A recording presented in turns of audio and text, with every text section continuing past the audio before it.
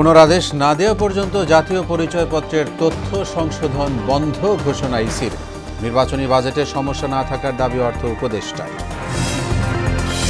সুষ্ঠু নির্বাচন নিয়ে সরকারে আস্থা থাকলেও কয়েক উপদেষ্টায় অনাস্থা বিএনপির। স্বাধীনতার বিপক্ষ শক্তির বিরুদ্ধে ভোট নিয়ে ষড়যন্ত্রের অভিযোগ।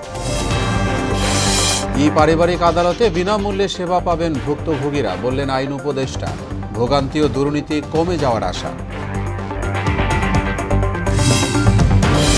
এবং ভূমিকম্পের আতঙ্ক না কাটতেই ঘূর্ণিঝড়ের আশঙ্কা আবহাওয়া অধিদপ্তরের। প্রস্তুতি ও সচেতনতা বাড়ানোর তাগিদ বিশেষজ্ঞদের।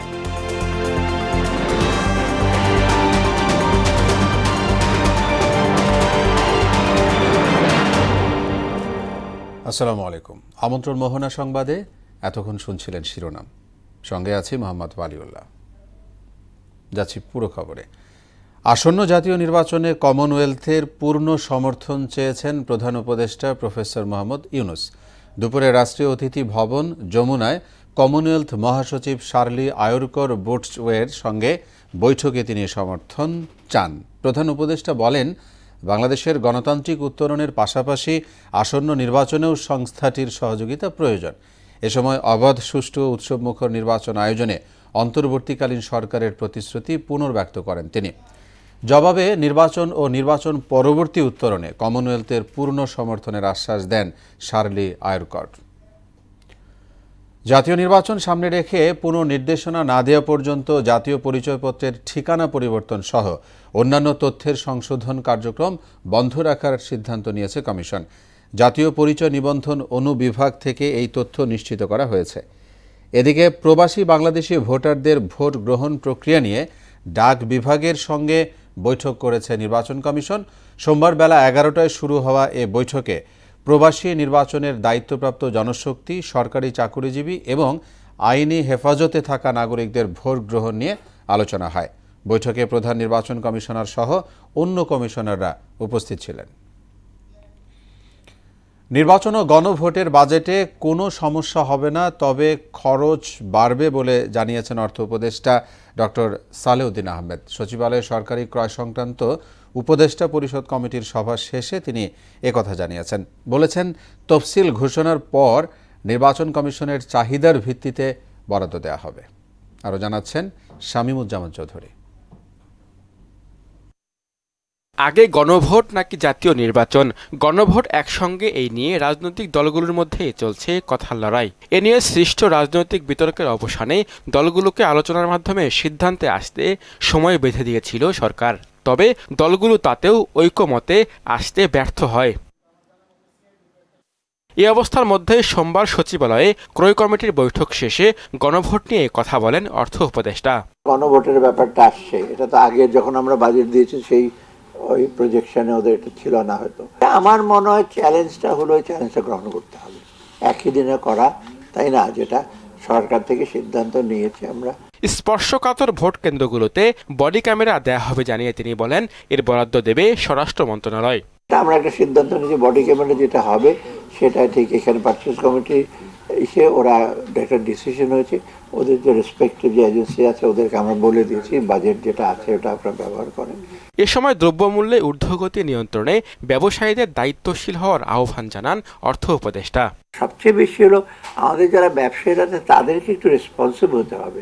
শামীমুজ্জামান চৌধুরী, মোহনা সংবাদ, ঢাকা।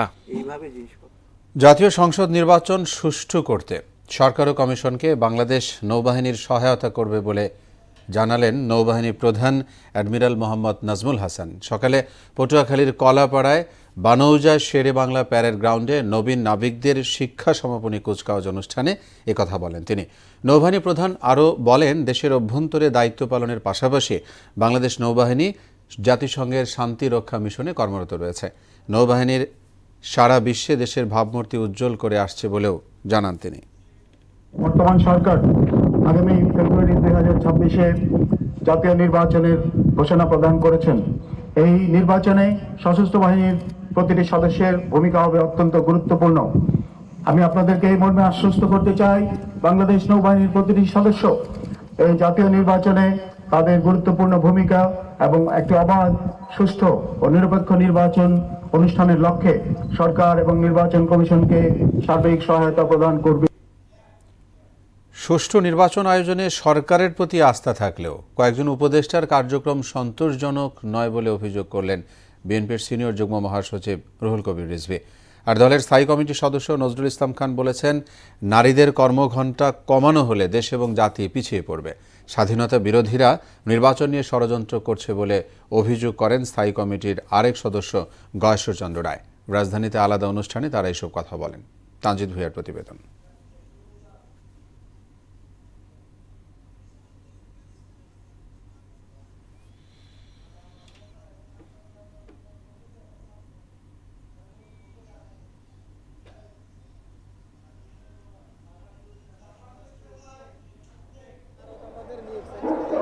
সোমবার দুপুরে প্রেসক্লাবের সামনে দেশের নন এমপিওভুক্ত শিক্ষা প্রতিষ্ঠান এমপিও করার দাবিতে শিক্ষকদের সঙ্গে একাত্মতা ঘোষণা করে বিএনপির সিনিয়র যুগ্ম মহাসচিব রুহুল কবির রিজভী বলেন, শিক্ষকদের প্রতি এই সরকারের উপদেষ্টাদের আচরণ গ্রহণযোগ্য নয়। এই শিক্ষিত শিক্ষকরা আজকে অনাহারে অর্থহারে ক্লিষ্ট জীবন যাপন করছে। ফ্যাসিস্ট আমলের জেল জুলুম, অত্যাচার, নির্যাতন আর অর্থ লুপাটের কথা তুলে ধরে রিজভী বলেন, অন্তর্বর্তী সরকারের উপদেষ্টাদের কার্যক্রম সন্তোষজনক নয়। সর্বোচ্চ দাম দিয়ে সেই বিদ্যুৎ চুক্তি শেখ হাসিনা করেছিল। ডক্টর ইউনূস সাহেবের সরকার সেই চুক্তি কিন্তু বাতিল করতে পারেননি, সেইভাবেই টাকা দিতে হচ্ছে। এই সরকারের অধীনে একটা অবাধ সুষ্ঠু নির্বাচন সম্ভব, আমাদের সে বিশ্বাস এখনো আছে ডক্টর ইউনূস সাহেবের সরকারের। কিন্তু আপনার অন্যান্য উপদেষ্টারা জনগণের স্বার্থে, জনগণের চিন্তার সাথে তাল মিলিয়ে তারা কাজ করছেন। এদিকে কারওয়ান বাজার জাতীয়তাবাদী তিতাস গ্যাস শ্রমিক ইউনিয়নের অভিষেক অনুষ্ঠানে দলের স্থায়ী কমিটির সদস্য নজরুল ইসলাম খান বলেন, দেশের মানুষের কল্যাণেই বিএনপি কাজ করে যাচ্ছে। আমাদের পরিকল্পনা আছে দেশের মানুষের কল্যাণের জন্য, এবং আমাদের পরিকল্পনা আমাদের অভিজ্ঞতা সমৃদ্ধ। আমাদের পরিকল্পনা আমাদের যে অতীত যে কর্মকাণ্ড, সেই কর্মকাণ্ডের আলোকে প্রণয়ন করা। অন্যদিকে রাজধানীর উত্তরায় আরেক আলোচনায় দলের স্থায়ী কমিটির সদস্য গয়েশ্বরচন্দ্র রায় বলেন, যারা স্বাধীনতা বিরোধী তারাই নির্বাচন নিয়ে ষড়যন্ত্র করছে।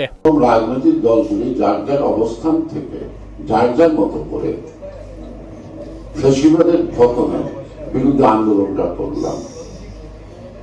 তারপরে নতুন যে জুলাই আগস্ট মাঝখানে স্কুলিংয়ের মতো ছাত্র সমাজ তাদের দাবিতে খেপে গেল।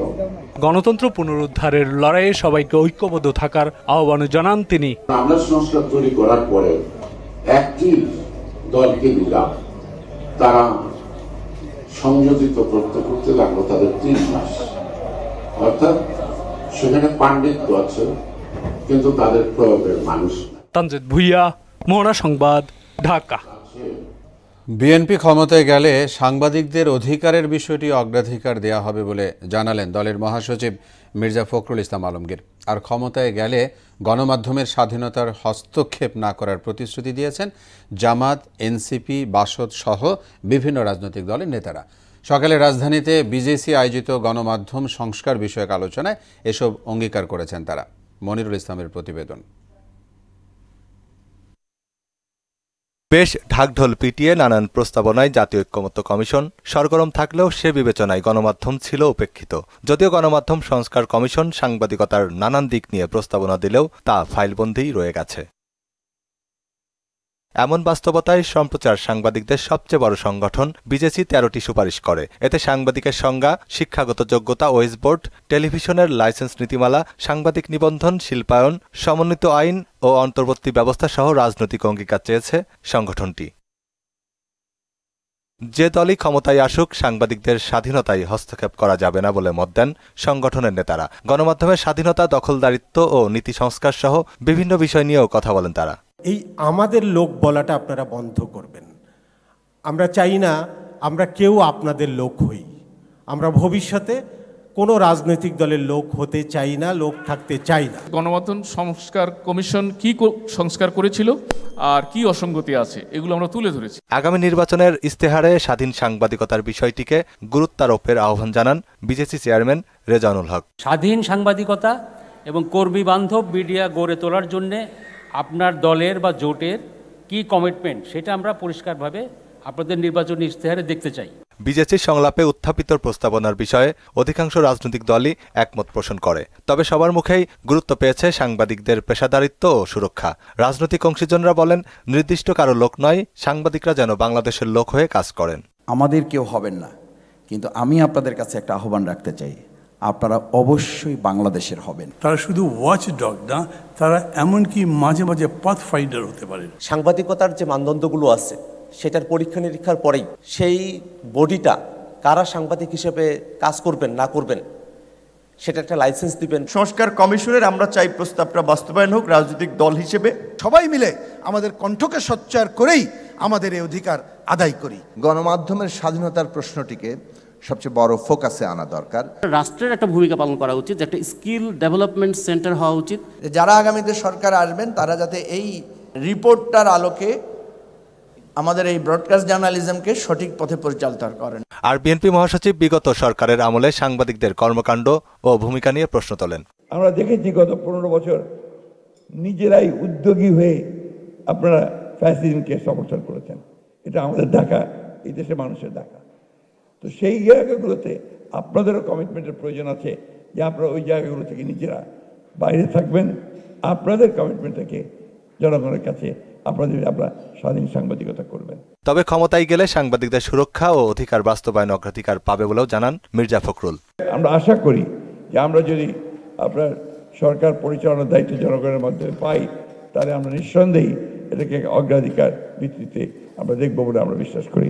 আগামী দিনে রাষ্ট্র পরিচালনার দায়িত্বপ্রাপ্ত সরকারের গণমাধ্যমের স্বাধীনতা বাস্তবায়ন সবচেয়ে বড় পদক্ষেপ হওয়া উচিত বলেও মনে করেন আলোচকরা। 53 বছরে যে বঞ্চনা। মনিরুল ইসলাম, মোহনা সংবাদ, ঢাকা। পারিবারিক আদালতে বিনামূল্যে মামলা করতে পারবেন ভুক্তভোগীরা। এতে ভোগান্তি কমার পাশাপাশি দুর্নীতি বন্ধ হবে বলে জানিয়েছেন আইন উপদেষ্টা আসিফ নজরুল। কাগজবিহীন এ বিচার প্রক্রিয়া নির্যাতিত নারী শিশুদের জন্য নতুন সম্ভাবনা তৈরি করবে বলে মনে করেন পরিবেশ উপদেষ্টা সৈয়দা রিজওয়ানা হাসান। পারিবারিক আদালতের উদ্বোধন অনুষ্ঠানে এসব কথা বলেন তারা। আরও জানাচ্ছেন উষা ফেরদৌস। পারিবারিক কলহে দায়ের করা মামলায় ভোগান্তির শেষ নেই বিচার প্রার্থীদের। বিচারের জন্য বছরের পর বছর ঘুরতে হয় আদালতের বারান্দায়। বিবাহ বিচ্ছেদ, দাম্পত্য সম্পর্ক পুনরুদ্ধার কিংবা সন্তানের অভিভাবকত্ব আর তত্ত্বাবধানের মতো জটিল বিষয় নিয়ে পারিবারিক আদালতে যাচ্ছেন মানুষ। সেখানে কোনো মামলা ঝুলে আছে 8 থেকে 10 বছর। এসব আদালতের কাঁধে এখন 90,000 মামলার বোঝা। প্রত্যেক দিন এদিকে এসে বসে থাকতে হয়, আসা যাওয়া মানে সমস্যার সমাধান হচ্ছে না, রেগুলারই আসতে হয়। সেহেতু ওই পরিপ্রেক্ষিতে যদি অনলাইনে জিনিসটা হতো তাহলে জিনিসটা ভালোই হতো, আমাদের জন্য সুবিধা হতো। এমন পরিস্থিতিতে মামলা জট ও ভোগান্তি কমাতে ঢাকা জজ কোর্টে পারিবারিক আদালত কার্যক্রমের উদ্বোধন করা হয়। এতে অংশ নিয়ে পরিবেশ উপদেষ্টা সৈয়দা রিজওয়ানা হাসান বলেন, পেপারলেস বিচার প্রক্রিয়ায় সময় সাশ্রয়ের পাশাপাশি ভোগান্তিও কমবে, যাকে বিচার ব্যবস্থার ক্ষেত্রে বৈপ্লবিক পরিবর্তন বলছেন তিনি। নারী জাতির জন্য যারা নির্যাতিত এবং নানান অবিচারের শিকার এবং যে সমস্ত শিশুরা পারিবারিক সহিংসতা এবং বিদ্বেষের শিকার, তাদের জন্য আসলে অনেক বড় একটা বিচারের বার্তা নিয়ে এসছে, বিচারের সম্ভাবনা নিয়ে এসছে। আর আইন উপদেষ্টা আসিফ নজরুল ডিজিটাল ব্যবস্থাকে ভয় না পেয়ে একে সাদরে গ্রহণ করার জন্য আইনজীবীদের প্রতি আহ্বান জানান।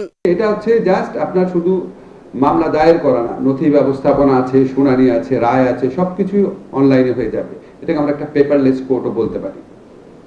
এটাতে যে ভোগান্তি কমবে, সময় বাঁচবে, দুর্নীতি কমবে, খরচ কমবে, এটা নিয়ে আমাদের কারো কোনো সন্দেহ নেই। পারিবারিক বিরোধের ক্ষেত্রে এখন আর আদালতে যাওয়ার প্রয়োজন নেই উল্লেখ করে উপদেষ্টা বলেন, লিগ্যাল এইডের মাধ্যমে বিনামূল্যে সেবা নেওয়া যাচ্ছে।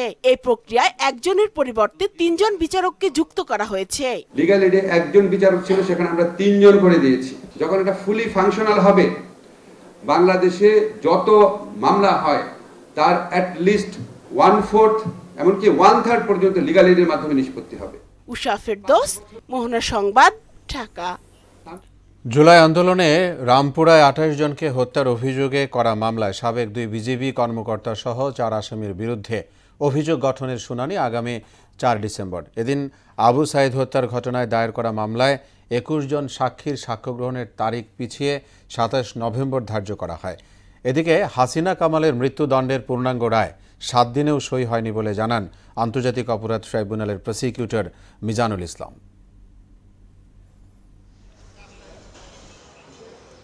জুলাই আন্দোলন ঘিরে রাজধানীর রামপুরায় ২৮ জনকে হত্যার ঘটনায় করা মামলায় বিজিবি কর্মকর্তা লেফটেন্যান্ট কর্নেল রেদওয়ানুল ইসলাম সহ ৪ জনের বিরুদ্ধে অভিযোগ গঠনের উপর শুনানির জন্য ৪ ডিসেম্বর তারিখ ধার্য করেছেন আন্তর্জাতিক অপরাধ ট্রাইব্যুনাল। একই সঙ্গে পলাতক ২ আসামির পক্ষে স্টেট ডিফেন্স নিয়োগ দেওয়া হয়েছে। এদিন সকাল ১:১০টার দিকে ঢাকা সেনানিবাসের বিশেষ কারাগার থেকে কড়া নিরাপত্তায় গ্রেপ্তার ২ সেনা কর্মকর্তাকে ট্রাইব্যুনালে হাজির করে পুলিশ। এ সময় আসামি পক্ষের আইনজীবী মাসুদ সালাউদ্দিন এই মামলার পরবর্তী শুনানি সশরীরে হাজির না হয়ে ভার্চুয়ালি করার আবেদন জানান। এবং যেহেতু আমরা সাবমিশনটা যে গ্রাউন্ডের উপরে দেবো, এটা যদি আদালত সন্তুষ্ট হয়, যদি আমাদের পক্ষে যদি বলেন যে ভার্চুয়াল ট্রায়ালটা এটা প্রয়োজন আছে, তখনই ইয়েটা হবে। আর আপনাদের যে কথার উত্তরটা এটাই বলবো যে ভার্চুয়ালের যে বিষয়গুলো গ্রাউন্ডগুলো এগুলো আসলে, তবে ট্রাইব্যুনাল এখনই তা আমলে নেননি বলে জানান ট্রাইব্যুনালের প্রসিকিউটর মিজানুল ইসলাম। তাদের পক্ষে একটা অ্যাপ্লিকেশন দেওয়া হয়েছিল 2 জন আর্মি অফিসারের পক্ষে, যদিও তারা আজকে শুনানি করেননি। যে বিষয়টি গতকাল অনারেবল চেয়ারম্যান স্পষ্ট করেছিলেন, আজকেও বিষয়টি উপস্থাপিত হয়েছিল, সেটা হচ্ছে যে তারা তথ্য প্রযুক্তির মাধ্যমে ভার্চুয়ালি হাজিরা দিতে চান। এটা মঞ্জুর করার কোনো অবস্থা আমাদের দৃষ্টিতে বিবেচনাযোগ্য মনে হয়নি। তারপরে ওনাদের আবেদনের প্রেক্ষিতে এই অ্যাপ্লিকেশনটা অ্যাডজর্ন হয়েছে। এদিকে হাসিনা কামালের মৃত্যুদণ্ডাদেশে 7 দিন পার হলেও পূর্ণাঙ্গ রায়ের কপিতে সই না হওয়ার কারণ জানাতে পারেননি তিনি। অপর 2 জন কনস্টেবল আব্দুর রহমান এবং আরেকজন নাসিরুলের পক্ষে জেরা শুরু হয়েছে, সেটা সেকেন্ড হাফে কন্টিনিউ করবে। জি, আপনাদেরকে ধন্যবাদ। তদন্ত প্রতিবেদন আমরা পর্যালোচনার আগে বিষয়বস্তু বলতে চাচ্ছি না।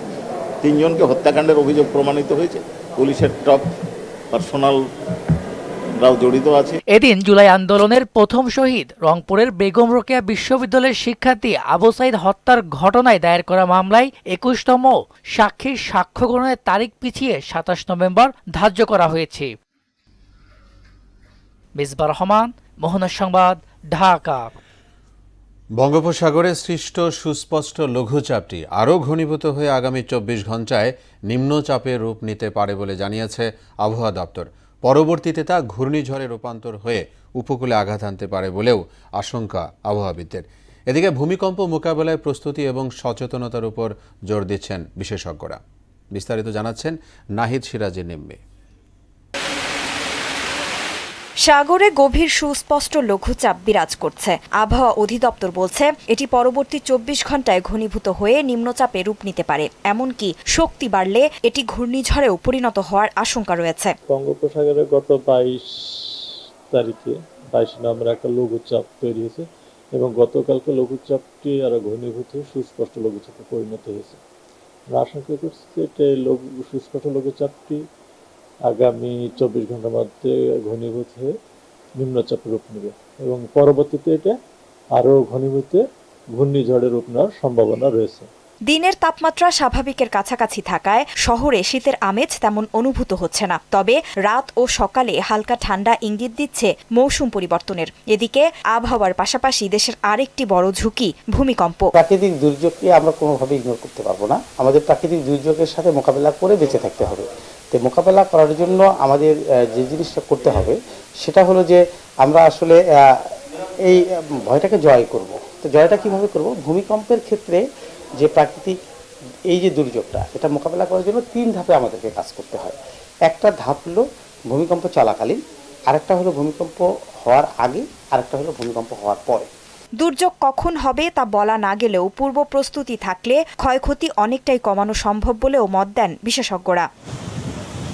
নাহিদ সিরাজি নিম্মি, মোহনা সংবাদ, ঢাকা। রাজধানীর ভাটারা থানার মসজিদ মাদ্রাসা এতিমখানার খতিব ইমাম ও আলেম ওলামাদের নিয়ে মতবিনিময় সভা অনুষ্ঠিত হয়েছে। সভায় প্রধান অতিথি ছিলেন ঢাকা 11 আসনের বিএনপির মনোনীত প্রার্থী ডক্টর এম.এ. কাইয়ুম। তিনি আলেম ওলামাদের গুরুত্বপূর্ণ ভূমিকা, সমাজ সংস্কার, নৈতিকতা ও জাতীয় জীবনে ধর্মীয় নেতাদের অবদান তুলে ধরেন এবং আসন্ন জাতীয় নির্বাচনে সকলের দোয়া ও সমর্থন কামনা করেন।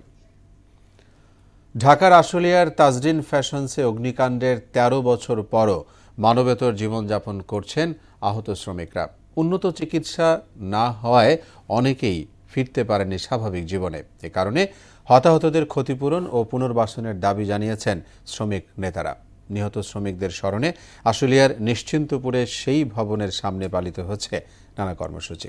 আরজুমিরের প্রতিবেদন, জানাচ্ছেন তাহসিন তারিন। 2012 সালের 24শে নভেম্বর সাভারের আশুলিয়ায় নিশ্চিন্তপুরে তাজরিন ফ্যাশনস পোশাক কারখানার নিচতলার গুদামঘর থেকে আগুন লাগে। মুহূর্তেই তা ছড়িয়ে পড়ে 9 তলা পুরো ভবনে। সেই দিন যারা ভবন থেকে লাফিয়ে পড়তে পারেননি তাদের মৃত্যু হয় আগুনে। নিচের ফটক ছিল তালাবদ্ধ। সরকারি হিসেবে এই অগ্নিকাণ্ডে প্রাণ যায় 114 জনের। অনেক শ্রমিক ওপর থেকে লাফিয়ে পড়ে প্রাণে বেঁচে গেলেও মারাত্মকভাবে আহত হন। হাত, পা ও বুকের পাঁজর ভেঙে পঙ্গুত্বের শিকার হন। ঘটনার 13 বছর পরও হতাহতদের মিলেনি ক্ষতিপূরণ ও সুচিকিৎসা। এতদিন ধরে অধিকার বঞ্চিত হওয়ায় ক্ষুব্ধ তারা। চিকিৎসার নামে তালবাহানা চলছে, ক্ষতিপূরণ নামে তালবাহানা এবং পুনর্বাসনের নামে ওরা ডাইরেক্ট প্রতারণা। অনেক মানুষ অনেক অসুস্থ। এখন আমার একটা মেয়ে পাওভাঙ্গি ঘরে পড়েছে, আমার এই ডাইনারটা মুখ হইতে পারিনি। না পারতেছে ছেলে মেয়ের লেখাপড়া করাইতে, না পারতেছে দুই বেলা 2 মুঠ ডাল ভাত খাওয়াইতে। এই যেমন রাইখা লাভ আছে। বাচ্চাদের ছেলে মেয়েদের লেখাপড়ার বিজিএমই বলছিল, কিন্তু কেউ আমাদের বাচ্চার দায়িত্ব নেয় নাই। তাজরিন ফ্যাশনস অগ্নিকাণ্ডের 13 বছরে হতাহতদের স্মরণে ফুল দিয়ে শ্রদ্ধা নিবেদন শেষে 1 মিনিট নীরবতা পালন করেন নিহত শ্রমিকদের স্বজন, আহত শ্রমিক ও বিভিন্ন শ্রমিক সংগঠনের নেতাকর্মীরা। এই সময় তারা ক্ষতিপূরণ, পুনর্বাসন ও দোষীদের শাস্তির দাবি জানান। আমার দাবি, এখনো যারা অনেক শ্রমিক এলাকায় আহত আছে তাদের চিকিৎসার খোঁজ খবর নেওয়া এবং চিকিৎসা করানো দরকার। আর মামলা যেন অতি তাড়াতাড়ি এটা নিষ্পত্তি করা হয়। এখনো মামলা নিষ্পত্তি হয় নাই। বিজিএমই যারা আহত আছে তাদেরকে একটা চিকিৎসা দেয়, সেই ব্যবস্থাটা যদি করে, আমরা শ্রমিক সংগঠনের পক্ষ থেকে এই দাবিটা জানাচ্ছি। তাজরিন ফ্যাশনস অগ্নিকাণ্ডে আহত হয়েছেন 1000-এরও বেশি শ্রমিক আর পঙ্গুত্ব বরণ করেন 172 জন। তাহসিন তারিন, মোহনা সংবাদ। এ ছিল এখনকার মতো সংবাদ। শেষ করব তার আগে শিরোনামগুলো জানাবো আরও একবার।